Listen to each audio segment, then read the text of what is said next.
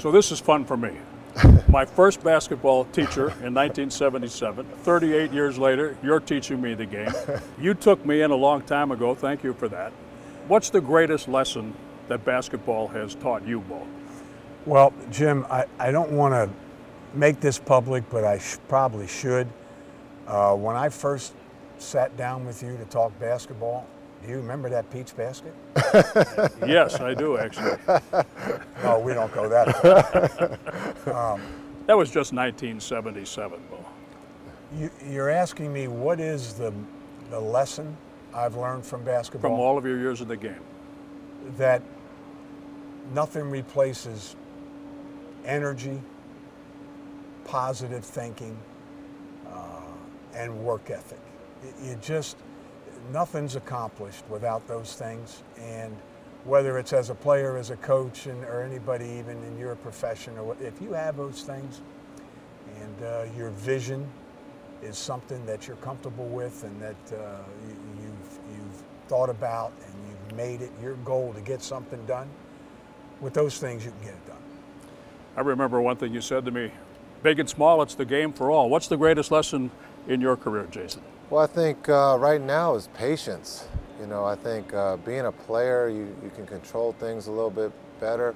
As a coach, you know, it's just, you know, using your words, hopefully that they, one, heard it, two, that they can execute it. But I think, like Coach said, trying to get them to play hard, you know, energy, effort, and I think one of the biggest things, trust. And when you have that, the vision of success comes, you know, following right behind that. Lessons from two Hall of Famers, I'm sure, at some point. Bo, you were a finalist. Jason, you're going to be a first ballot Hall of Famer. Let's talk about basketball in Wisconsin. High school level, college level, pro level. I don't know that it's ever been better on all three levels at the same time. How do you view that, Coach? The job that our high school coaches do in Wisconsin, it's tremendous. They put the time in. They're dedicated to the game. They're good teachers, very good teachers throughout the state, north, south, east, and west. And you know, there's that belief that anybody from any size town can play college basketball from high school. From college, you can play in the pros.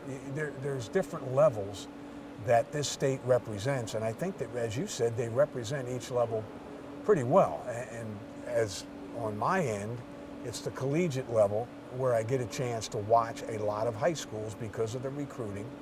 Probably don't see enough of the NBA because our guys, the NBA is looking at our guys just like we're looking at the high school guys. So I just think that the competitive level of our game, bunch of guys in T-shirts and shorts running around on a basketball court, I think is pretty good. And I know it was a lot of fun watching the Bucks play this year. And I have to tell you, my dad, there are people that are given a gift. And I know I've received a gift. And I think I've been fortunate enough to use it, and I can still use it. I look at Jason, I think he's been given a gift.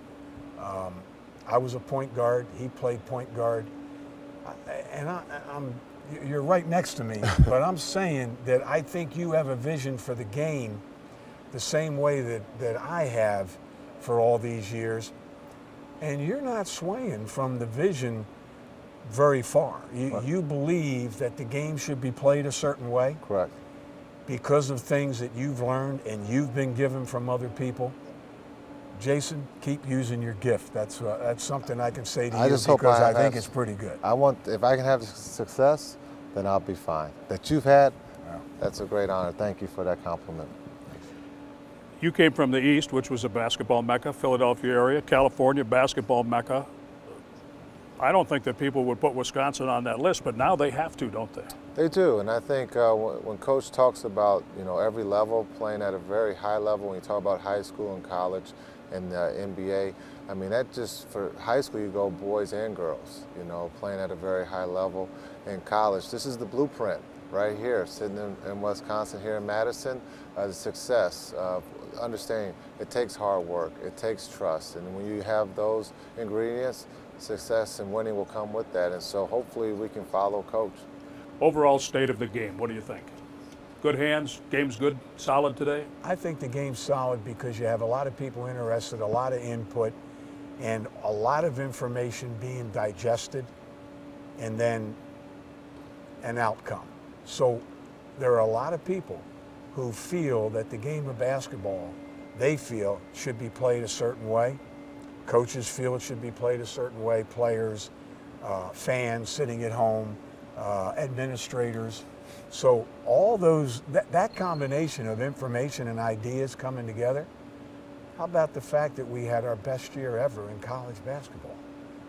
You know, as far as the NCAA, very few people know that 90-some% of the budget for the NCAA comes from the men's basketball programs. And we're more than happy to contribute that to the NCAA because it's good for college sports. So we know that a lot of eyes are upon us, and we try to accept that responsibility and try to make our game as good a game as it can possibly be. So whether the shot clock's 10 seconds, 35 seconds, 30 seconds, teachers coach to the game and teach to the game. Rules have changed. Guys like myself, a lot of rules have changed. You're still young, Jason. There'll be a lot more he changes. knows our rules change all the time. They change every other summer. Yeah. And the teachers still teach Yes. and work with their players to play the game the way it should be played. And how do you see the state of the game? Oh, I think the state of the game at the NBA level is at its all-time high. I think it's in great hands. When you talk about the youth of the movement, when you talk about LeBron is 30, but he's still young. You look at some of the other young players that are coming into our league, they're playing at a very high level. And so I think when you have great coaches and you have some great talent, so I think the league, again, our finals I think was at an all-time high. When you have both teams in Cleveland and Golden State, everybody was watching because it was good basketball. How much fun will the two of you have when the Bucks have training camp right on this court? Well, I'm going to be a student. He's going to be the teacher. Believe me, I am going to be thrilled, and I can't wait. I had a chance back in my hometown. Our hometown had the Philadelphia 76ers for a few years when they had the Dr. McGinnis, Cheeks, and those guys was at Widener College. The reason I was able to get in to the practices, to the training camp, my mom was the business manager at Widener College. So I had a chance to get in there, and it was a blast just watching. I learned a lot of things. Some guys don't work as hard as other guys. Oh, no. There are some guys I was extremely disappointed in at that time. There were other guys where I thought, wow, I want to be like that guy. Yeah. And when you have a superstar like the Doctor and see how hard he works, it's that old saying, when your best player is your hardest worker, you know you got something special. Yes. Jason makes his guys work, and you'll enjoy watching that. Believe me. They run for Jason, and these are pros, right? They do run, and they know they're going to run. But we have fun with it. But I think what Coach has brought up is a big point is that when you can interact with college kids, I was in the same situation, you never know the impression that you're going to leave. And when you come and watch the pros play hard, that gives you a sense of like, this is what I have to do to be able to make it. You're both great teachers. You've both taught me. Thank you for that, and thank you for what you've given to the game of basketball. Thanks, Jim. Well, thank you, Jim.